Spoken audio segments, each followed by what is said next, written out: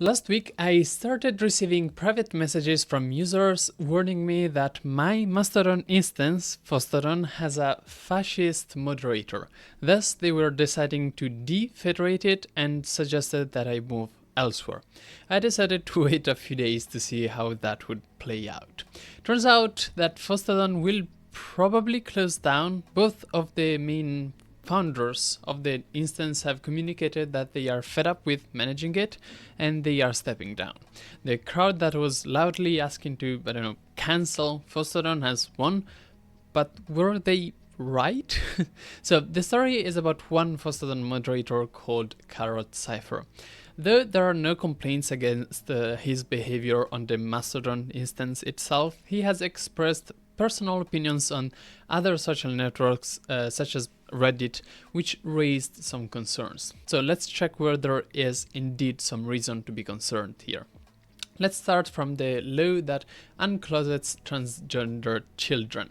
This discussion happened 2 years ago. A school policy that required the students' consent to disclose their gender identity to their parents was struck down by a federal judge. According to this judge, the law, and I quote, harms the child who needs parental guidance to determine if gender dysphoria is organic or whether it is the result of bullying, peer pressure, or a fleeting impulse.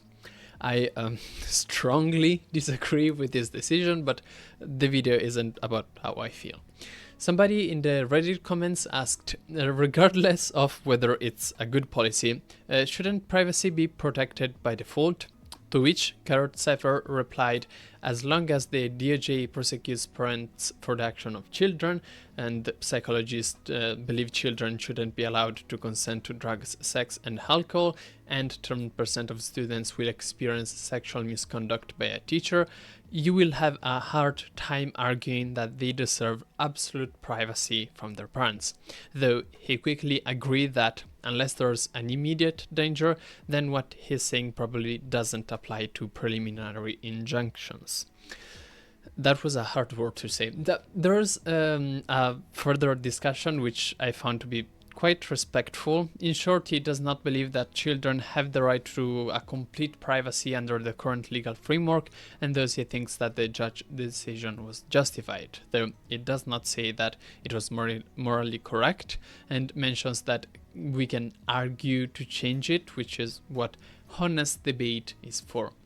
Moving forward to 2 months ago, an article was published titled Mahmoud Khalil is the first activist to be disappeared by Trump. One comment points out disappeared, it's called deported.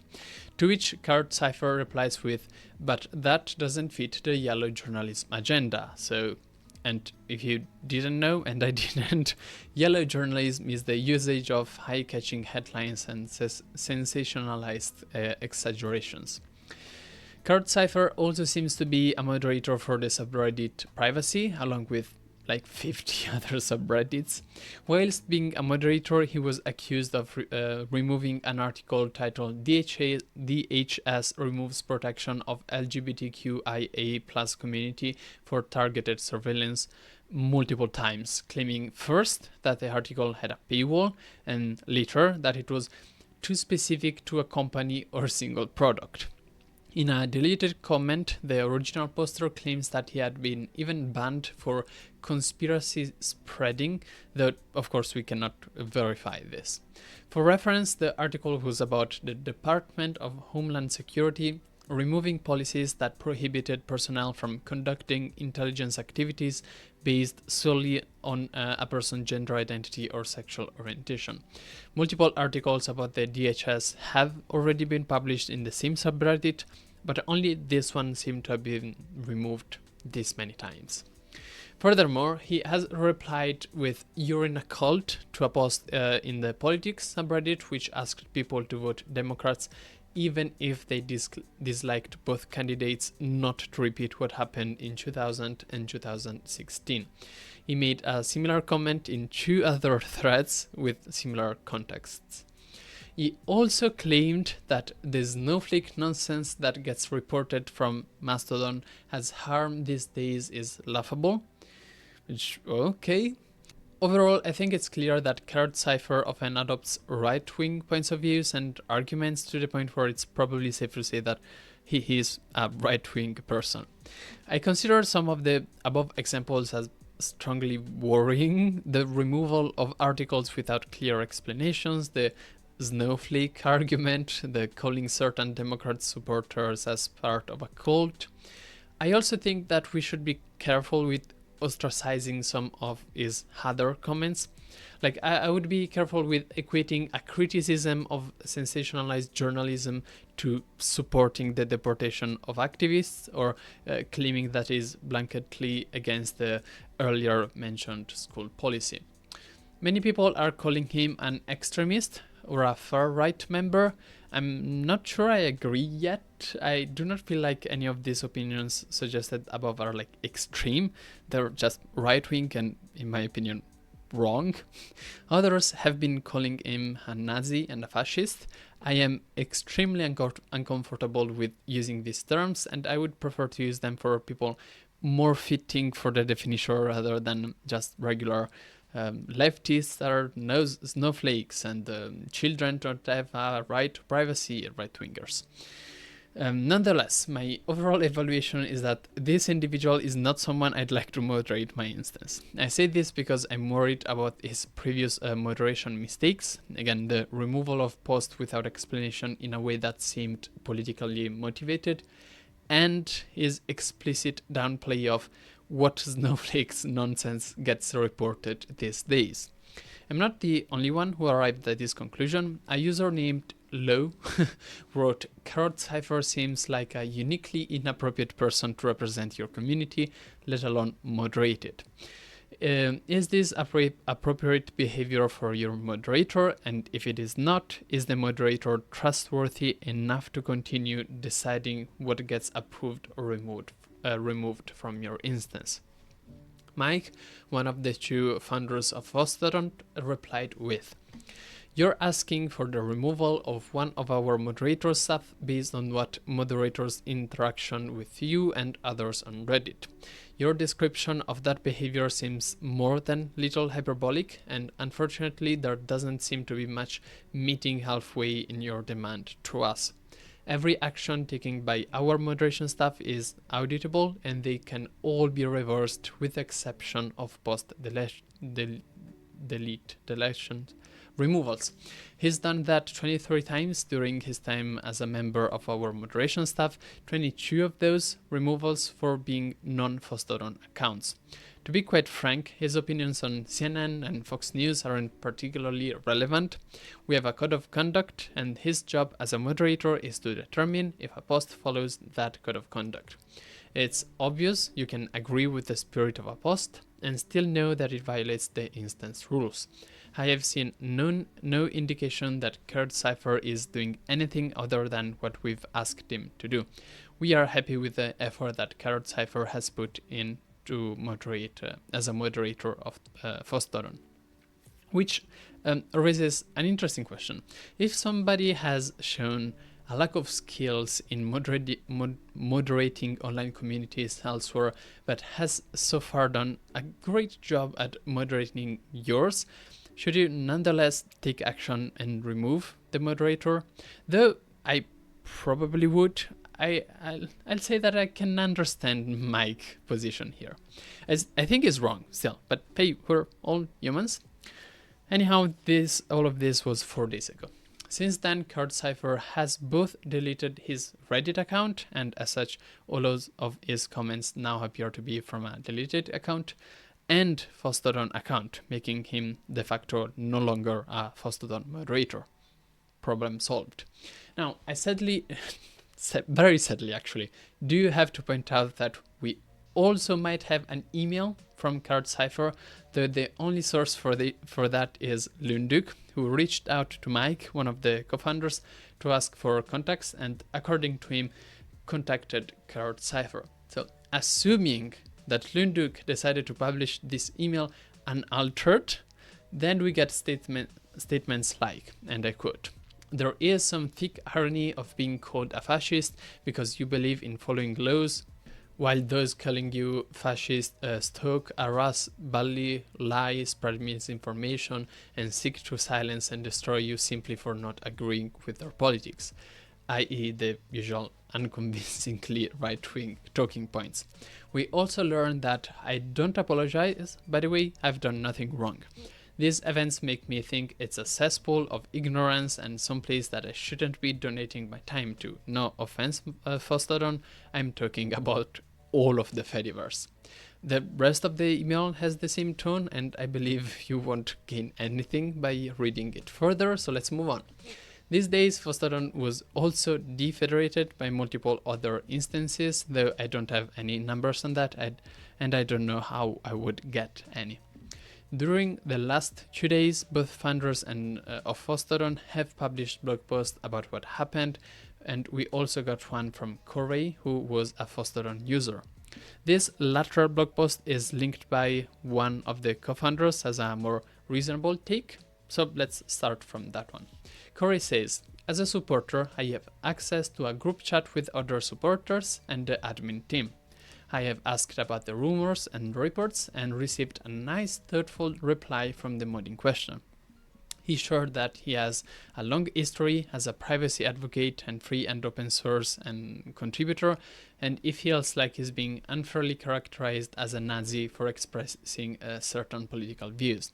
He also had very reassuring things to say about the neutrality and fairness of the Fosstodon moderation process, essentially that all moderation decisions require consensus amongst mods. Oh, that was art. And that all mods recuse themselves from any decision when they have vested interest. Basically, his politics have never been a factor in any of the moderation decisions here, nor could they be. Importantly, he also shared that he has stepped down as mod and would also be deleting his account. Overall, I'm satisfied with the moderation process and neutrality on Fosstodon. When I asked about current events, I received very satisfactory answers. They could probably do a better job with public communication, but I think it's important to remember that most Fedi admins are volunteers and most Mastodon infrastructures runs on a shoestring budget. I want to point out here that the only public statement that we have received by the moderator in question is the email that I just read you, which is anything but nice and thoughtful. Whatever convinced Corey of the goodwill of Carrot Cipher, we don't have access to it. Nonetheless, Corey says that he's going to leave Fosstodon, and I quote, "What to do? As a Fosstodon user, it's hard to see any future path with an instance that works in my favor. The court of public opinion has already condemned the team Fosstodon. The picture is complete and the paint is dry for many, many people. Most will never know anything about the name other than the instance which allowed a Nazi mod. While I believe the characterization is 100% untrue and unfair, the die is cast for lots of people. Given the trade-offs, I have decided to leave Fosstodon and move my account and financial support to hackyderm.io. I don't feel great about this decision, and I'm particularly sad to leave what I consider to be a well-run instance with good people because of public perception. Though I have not found this article to be particularly convincing on why we should trust Fosstodon, like I always thought privately is as good as this was revealed to me in a dream. Nonetheless, this is an interesting point to stop and ask ourselves, what are we trying to achieve? If the point was to remove the moderator who we didn't feel like was up for the job, we have now achieved that. Sure, there were some pushback from the founders, but he has decided to resign and delete his account by himself. Should we stop and federate back to Fosstodon now? If instead we demand that Fosstodon founders publicly state that they will change the selection process for moderators and will act on such incidents more effectively in the future, I believe it's now clear that, well, that's not gonna happen. Is this enough to try to burn Fosstodon down to the ground? I use this figure of speech not lightly, since what public has achieved for both founders to step down is pretty close to just burning Fosstodon down to the ground, honestly. So let's move to their blog post. But before we do that though, let me tell you about the sponsor of this video, which is no one. Or it's you. In order to do all of this, I have to pay not only hosting costs and fees and taxes, but I also pay for another script writer and equipment to record all of this. Sadly, this currently puts us at a loss of roughly $500 a month. In order to continue making these videos, I need to break even. There's almost 100 people already supporting me amongst various platforms, Patreon, PayPal, LibraPay, Ko-Fi and more. I'm extremely grateful to all of them, as that's the only reason I'm able to do all of this. Links are in the video description if you want to join. Finally, you can also subscribe on the website theliber.news. And on the same website, you can read this video as a text article, if you prefer reading over watching videos or hearing my annoying pronunciation. You can also subscribe to them to receive them as newsletters, if you prefer. And there's also extra content for subscribers, like interviews and one team meeting. So please help us break even and continue doing videos if you can. Back to the video, back to the articles. Here's 2 paragraphs from Kev. I am done with the drama, the constant name calling and abuse, the stress, the late nights, the whole thing. The fact of the matter is, by moving away from Fosstodon, I will have more free time, far less stress and more money in the bank. No brainer, really. The last point I will make is this. The Fedi is supposed to be a friendly, welcoming online space, right? But the fact is, it isn't. It's just like everywhere else online. The vocal minority are just as loud, just as obnoxious as everywhere else.